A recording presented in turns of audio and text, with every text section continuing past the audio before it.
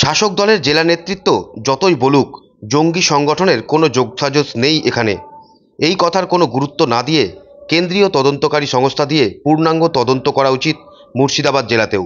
কারণ বর্তমান পরিস্থিতিতে এখানে যারা এই ধরনের বক্তব্য রাখছেন তারা নিজেরাও সেই সমস্ত সংগঠনের সাথে যুক্ত থাকতে পারে।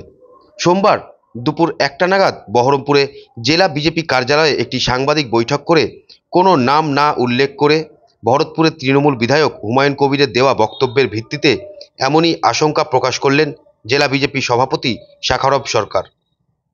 আমি গতকালকে থেকে দেখছি এই জেলার কয়েকটা ডানপিটে বিধায়ক, রাজনৈতিক দলের নেতা, তিনারা বলছেন এই মুর্শিদাবাদ জেলা শান্তপ্রিয় জেলা, এই জেলায় জঙ্গি যোগের কোনো সম্ভাবনা নেই। যা 2-4টি ঘটনা ঘটে পুলিশ দক্ষ হাতে সেটা স্তব্ধ করবার মতো ক্ষমতা রাখে এবং দেখছে। আমি সেই সমস্ত নেতা কথার রেফারেন্স টেনে আমি বলছি এবং পশ্চিম বাংলার নিরাপত্তার স্বার্থে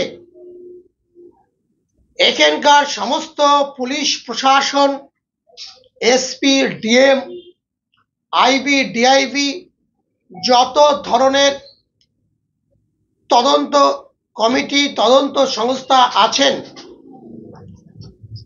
আপনারা নিরপেক্ষভাবে ভারতবর্ষটাকে বাঁচানোর জন্য, পশ্চিম বাংলাকে টেররিস্ট হাব থেকে মুক্ত করবার জন্য আপনারা তদন্ত করুন, রিপোর্ট নেন।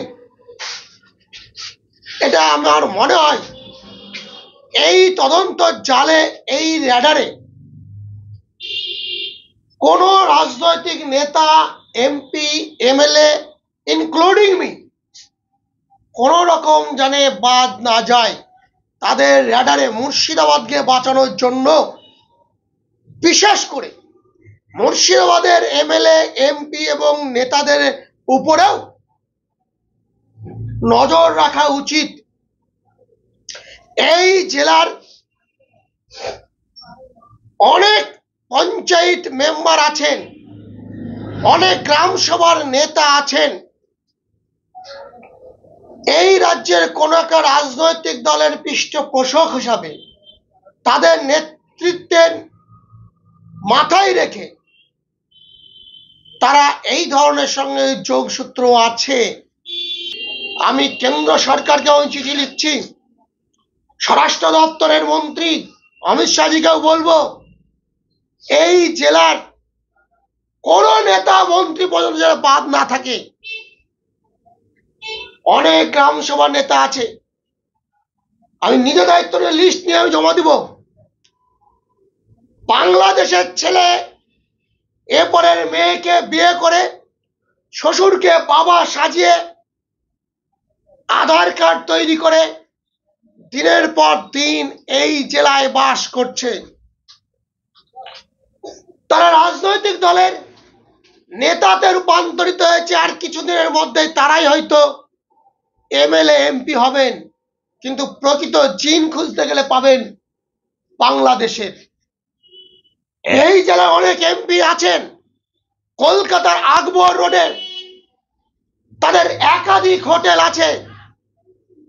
সেই হোটেলে কারা কারা থাকেন, কোথায় থেকে মানুষগুলো আসছেন, তাদের নিয়েও তদন্ত করা উচিত।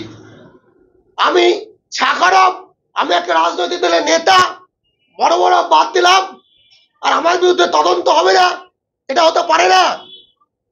আগে নেতাদের তদন্ত করুন। কোন একজন মন্ত্রী বলছেন আমরা মিনি পাকিস্তান চাই, এগুলোকে আগে তদন্ত করুক, তারপর সাধারণ মানুষকে তদন্ত করবেন। সাধারণত মানুষকে ব্যবহার করছে এই সমস্ত নেতাগুলো, সেই কারণে আমার এটা বলার ছিল। তদন্ত করবেন। অনেক নেতা, মন্ত্রী, এমএলএ, এমপি এর সঙ্গে যুক্ত আছে বলে আমার মনে হয়, আমার ধারণা।